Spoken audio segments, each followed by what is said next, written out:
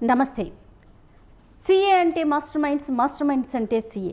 Yes, నేను చెప్పింది అక్షర సత్యం అండి. ఎందుకు చెప్తున్నానంటే సీఏ ఫైనల్ రిజల్ట్స్లో మాస్టర్ మైండ్స్ విద్యార్థి ఆల్ ఇండియా ఫస్ట్ ర్యాంక్ సాధించారు. సో నేను చెప్పిన దాంట్లో ఎలాంటి సందేహం లేదు కదా. రిషబ్ అనే విద్యార్థి all India first rank CA ఫైనల్స్లో గెలుపొందాడు. అది కూడా మాస్టర్ మైండ్స్ విద్యార్థి. రిషబ్ ఏ విధంగా కష్టపడ్డాడు, అసలు ఆల్ ఇండియా ఫస్ట్ ర్యాంక్ సాధించడంలో తన కృషి ఏంటి, సంస్థ యొక్క ప్రోత్సాహం ఏంటి, ఈ విషయాలన్నీ కూడా రిషబ్ నాతో పాటు ఫోన్లో సిద్ధంగా ఉన్నాడు. ఒకసారి అతనితో మాట్లాడే ప్రయత్నం చేద్దాం. రిషబ్, కంగ్రాచులేషన్స్ రిషబ్ మీకు ముందుగా. ఎందుకంటే అతి చిన్న వయసులో 21 సంవత్సరాల వయసులో వెరీ గ్రేట్ అచీవ్మెంట్ అని చెప్పుకోవాలి. సీఏ ఫైనల్స్లో ఆల్ ఇండియా ఫస్ట్ ర్యాంక్ సాధించడం చాలా హ్యాపీగా అనిపిస్తోంది. మీతో మాట్లాడటం నాకు కూడా చాలా సంతోషంగా ఉంది. రిషబ్, మీరు ఎలా ఎంజాయ్ చేస్తున్నారు ఈ సక్సెస్ని? ఇప్పుడే ట్రిప్కి వెళ్ళాము, మనాలి ట్రిప్ నుంచి ఇప్పుడే జస్ట్ నిన్నే రిటర్న్ అయ్యాము. సో పేరెంట్స్ అందరూ చాలా హ్యాపీగా ఉన్నారు. ఎస్, ఆల్రెడీ వెకేషన్స్ని ఎంజాయ్ చేసేస్తున్నారు, సక్సెస్ని ఎంజాయ్ చేస్తూ ఉన్నారు. సో మిమ్మల్ని పట్టుకోవడానికి నాకు కాస్త టైం పట్టేసింది. రిషబ్, ఎలా ఫీల్ అవుతున్నారు? చాలా హ్యాపీగా ఉంది మ్యామ్. అది ఈ వెకేషన్ లో ఈ సక్సెస్, అమ్మ నాన్న వాళ్ళ హ్యాపీనెస్ అంతా చాలా బాగుంది. ఓకే, ఇక్కడ వచ్చిన తర్వాత కూడా అందరూ నైబర్స్ రిలేటివ్స్ వాళ్ళంతా పిలుస్తున్నారు, ఆనర్ వాళ్ళంతా చెప్తున్నారు. ఇన్ఫాక్ట్ 26 జనవరి అప్పుడు నాతో ఫ్లాగ్ హాయిస్టింగ్ చేపియాలి అని చెప్తున్నారు. సో 2024 ఇయర్ ఎండింగ్ అనేది మీకు ఒక గుడ్ న్యూస్తో వెళ్ళిపోయింది అనుకోవాలి బహుశా. అయితే రిషబ్, మనతో పాటుగా ఈరోజు నాతో పాటు ఉన్నారు సీనియర్ చార్టర్డ్ అకౌంటెంట్, అలానే మాస్టర్ మైండ్స్ యొక్క అకాడమిక్ అడ్వైజర్గా 22 సంవత్సరాల అపార అనుభవం ఉన్నటువంటి ప్రకాష్ గారు. ఈయన ఆధ్వర్యంలో ఎంతోమంది విద్యార్థుల్ని సీఏగా సీఎంఏలో ఉత్తీర్ణత సాధించడంలో ఈయన పాత్ర మనం మాటల్లో చెప్పలేం. సో ప్రకాష్ గారిని కూడా నేను లైన్లోకి తీసుకున్నానంటే టెలిఫోన్ లైన్లో సిద్ధంగా ఉన్నారు. నమస్తే ప్రకాష్ గారు. నమస్తే అండి. నమస్తే ప్రకాష్ గారు, చాలా సంతోషం అనిపిస్తూ ఉందండి. మీ విద్యార్థి మాస్టర్ మైండ్స్ విద్యార్థి, ఎందుకంటే నేను ఫస్టే చెప్పాను, సీఏ అంటే మాస్టర్ మైండ్స్ అంటే సీఏ.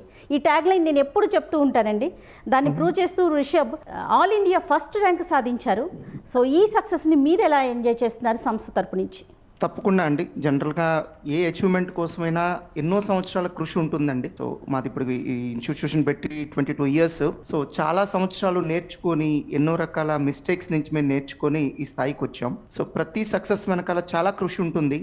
అండ్ అన్నిటికంటే మించి స్టూడెంట్ కృషి అండ్ వాళ్ళ పేరెంట్స్ యొక్క ఎంకరేజ్మెంట్ అండి. సో పేరెంట్స్ సరైనటువంటి ప్రోత్సాహం ఇవ్వకపోతే మేము ఎంత కష్టపడ్డా కూడా రిజల్ట్ ఏం రాదండి. సో ఖచ్చితంగా మేజర్ క్రెడిట్ స్టూడెంట్ కి మరియు పేరెంట్స్ కి లభిస్తుంది. అండ్ అతని సక్సెస్ అయితే మేము చాలా బాగా ఎంజాయ్ చేస్తున్నాం. మేము ఎన్నో సంవత్సరాలు పడినటువంటి కష్టానికి ఇవాళ ఒక మంచి రికగ్నిషన్ వచ్చింది అని అనిపించిందండి. రిషబ్, ఇది చెప్పండి, ఇంతకు ముందు నేను ప్రకాష్ గారితో మాట్లాడినప్పుడు మీ గురించి అడిగాను. జస్ట్ రిషబ్ ఏంటండి, ఎలా చదువుతారు, అసలు తన గురించి ఏంటి చెప్పండి అంటే ఒక్కటే లైన్ చెప్పారు. నాకు భలే సంతోషం అనిపించింది. ఏంటంటే చాలా మంచి స్టూడెంట్, చదువుతో పాటు ఒక మాట చెప్తారండి, నడత చాలా ఇంపార్టెంట్. సో అది మీరు 100% అచీవ్ అయినట్లుగా ప్రకాష్ గారు చెప్తా ఉన్నారు. ఒక్కసారి ఇన్స్టిట్యూషన్ గురించి చెప్పండి, అక్కడ ఉన్న ఫ్యాకల్టీస్ గురించి చెప్పండి రిషబ్. సో నేను 10th తర్వాతే మాస్టర్ మైండ్స్ జాయిన్ అయ్యాను. 11th CA foundation, CA inter అంతా మాస్టర్ మైండ్స్ లోనే చేశాను. ఓకే. సో స్కెడ్యూల్ చాలా బాగుంటుంది, టైం టేబుల్స్ అంతా చాలా బాగుంటుంది. చాలా హెక్టిక్ స్కెడ్యూల్ కానీ చాలా well manage schedule. Revision exams by weekly test conduct చేస్తారు. ప్రతి వెన్స్డే సండే టెస్ట్ ఉంటాయి. అండ్ సిలబస్ కూడా ఆన్ టైం కంప్లీట్ చేస్తారు. ఆల్మోస్ట్ సిఏ ఇంటర్కి 3 months దొరికింది study revision time. 3 months revision బాగా అయింది. ఇంకా సిఏ ఇంటర్లో కూడా ఆల్ ఇండియా 8th ర్యాంక్ వచ్చింది.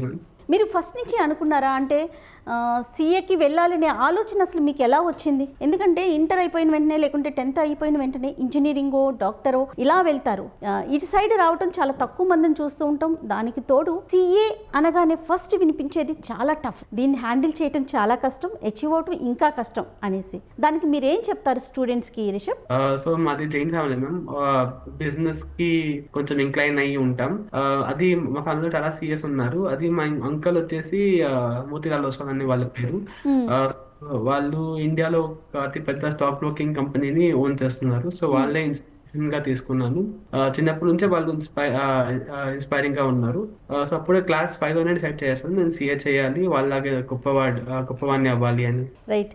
ప్రకాష్ గారు ఇది చెప్పండి సార్, స్టూడెంట్స్ మెంటాలిటీ ఏ విధంగా ఉంటుంది? ఎందుకంటే 22 సంవత్సరాల అపార అనుభవం ఉంది, కొన్ని వేలల్లో స్టూడెంట్స్ని మీరు చూస్తుంటారు. సిఏ, ఐసిడబ్ల్యూఏ లేదా సిఎంఏ ఇటువైపు వస్తున్న సంఖ్య నిజంగా పెరుగుతోంది అనుకోవాలా? అండ్ ఉత్తీర్ణత శాతం ఏ విధంగా ఉందండి? మన సింపుల్ గా ఉండే కోర్సెస్ లో అందరూ క్వాలిఫై అవుతారండి. ఇప్పుడు ఒక డిగ్రీ తీసుకుంటే జాయిన్ అయిన ప్రతి ఒక్కరు క్వాలిఫై అవుతారు, బట్ జాయిన్ అయిన ప్రతి ఒక్కరికి ఆపర్చునిటీస్ ఉండవు కదండి. సో మంచి కోర్సెస్ లో ఎక్కడైనా సరే సెలక్షన్ రేట్ తక్కువగానే ఉంటుందండి. ఈవెన్ ఒక నీట్ తీసుకోండి, ఆల్మోస్ట్ ఒక 24 lakh స్టూడెంట్స్ ఎగ్జామ్ రాస్తున్నారు, అల్టిమేట్ గా సెలెక్ట్ అవుతుంది it's only 1,10,000, Yes. Including private medical colleges లో కలిపితే ఇట్స్ ఓన్లీ 1,10,000 అండి. అలానే ఒక గవర్నమెంట్ జాబ్ కి ట్రై చేస్తారు, హండ్రెడ్స్ లో జాబ్స్ ఉంటాయి, లాక్స్ ఆఫ్ స్టూడెంట్స్ ట్రై చేస్తారు. సో మంచి ఆపర్చునిటీస్ ఉన్న ఏ కోర్స్ లో అయినా సరే మీకు 100% క్వాలిఫై అవడం అనేది అసలు జరగదండి. సో సిఎస్ఈఎంఏ కోర్సెస్ లో కూడా ఒక నీట్ లో లాగానో ఒక జేఈలో లాగానో 5% లేకపోతే లెస్ దాన్ 5% సెలక్షన్ రేట్ కాకుండా ఇక్కడ ఆల్మోస్ట్ ఆల్ ఇండియా లెవెల్లోనే 25 to 30% సెలక్షన్ రేట్ ఉంటుందండి, క్వాలిఫైయింగ్ రేట్ ఉంటుంది. అండ్ ఇంకో బెస్ట్ పార్ట్ ఏంటంటే ఒకవేళ ఫెయిల్ అయితే మళ్ళీ 1 year పాటు వెయిట్ చేయాల్సిన అవసరం ఉండదు. సో ఫౌండేషన్ కానీ సిఏ ఇంటర్ అయితే ప్రతి 4 months కే ఎగ్జామ్స్ ఉంటాయి, ఫైనల్ అయితే ప్రతి 6 months కోసారి ఎగ్జామ్స్ ఉంటాయి. Yes. సో అలానే ఇక్కడ ఫెయిల్ అయిన వాళ్ళకి కూడా ఆపర్చునిటీస్ ఉంటాయండి. నేను చెప్తుంది ఆల్ ఇండియా లెవెల్లో 25 to 30% అండి, బట్ జనరల్ గా ఇన్స్టిట్యూషన్ వైజ్ ఇప్పుడు మాస్టర్ మైండ్స్ కానీ మరొక సిఏ కోచింగ్ ఇన్స్టిట్యూషన్ కానీ తీసుకుంటే కోచింగ్ సెంటర్ వైజ్ మనం తీసుకుంటే ఖచ్చితంగా అది 2 నుంచి 2.5 times ఉంటుందండి. అంటే ఒక 50 to 60% ఖచ్చితంగా క్వాలిఫై అవుతారు. ఇంకా రిషబ్ విషయానికి వద్దామండి. ఇంటర్ నుంచి చూస్తా ఉన్నారు, తను ఎంఈసీ స్టూడెంట్ కదండి? అవునండి, కామర్స్. రిషబ్ గురించి ఒకసారి చెప్పండి.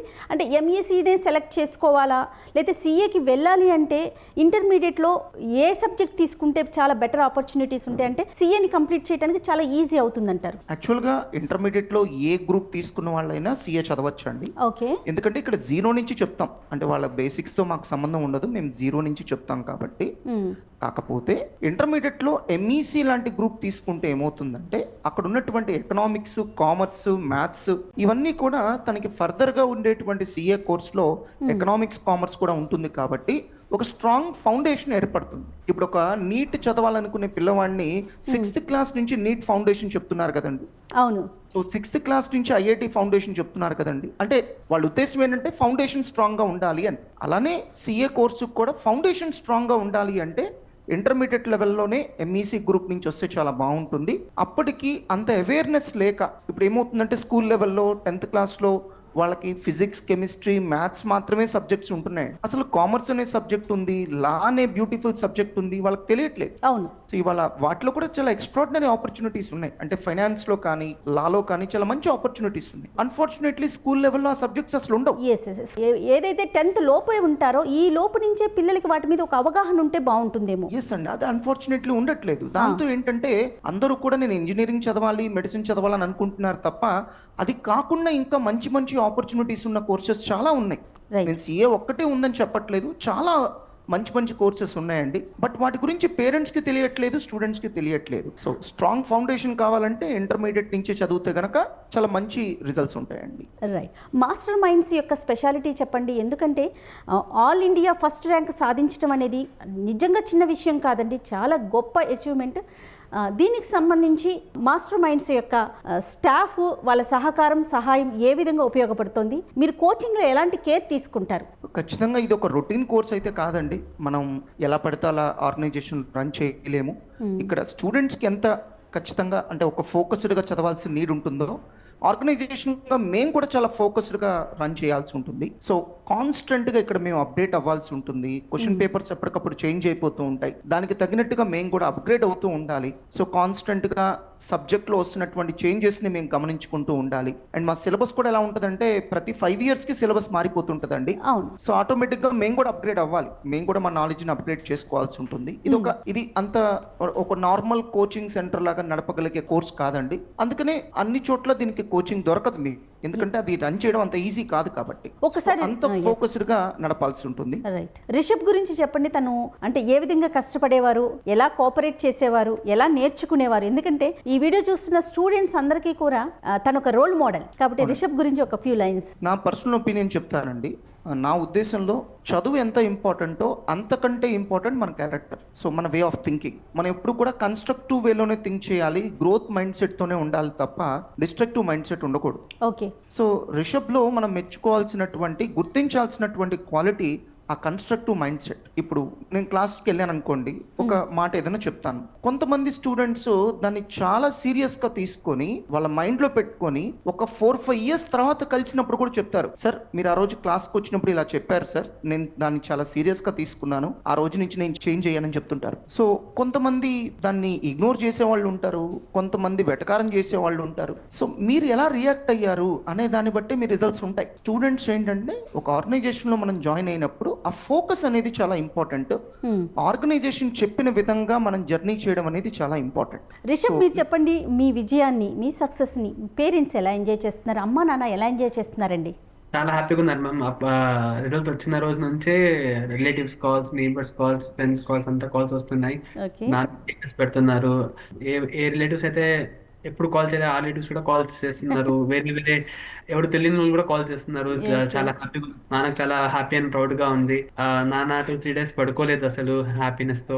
అమ్మ కూడా చాలా సంతోషంగా ఉంది. ఇప్పుడే ట్రిప్ నుంచి వచ్చాము, సో అందరూ టైర్డ్ అయినా చాలా ఎనర్జెటిక్ ఉన్నారు. కాల్స్ అంటే తీసుకుంటున్నారు, మాట్లాడుతున్నారు. అయితే ఎన్ని అవర్స్? జై గారు, నేనైతే అందరు స్టూడెంట్స్ కూడా వాళ్ళ పేరెంట్స్ కి ఇలాంటి సక్సెస్ ఇవ్వాలని మనస్ఫూర్తిగా కోరుకుంటాను. డెఫినెట్గా అండి, డెఫినెట్గా ఇలాంటి సక్సెస్ని ఇవ్వాలి.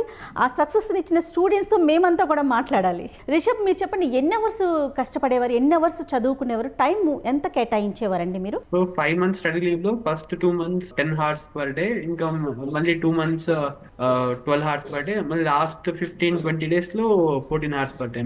ఓకే. ఓకే. మొత్తం కూడా అక్కడ మాస్టర్ మైండ్స్ గుంటూరులోనే ఉండి చదువుకున్నారు మీరు? లేదు మ్యామ్, ఇంట్లోనే చదువుకున్నాను. ఎగ్జామినేషన్స్ ఉంటాయి, ఆ ఎగ్జామినేషన్స్ తన ఇంట్లో నుంచి కూడా రాయొచ్చు. ఓకే. మేము ఇవాల్యుయేట్ చేసి తనకి మళ్ళీ అడ్వైజెస్ ఇస్తాము.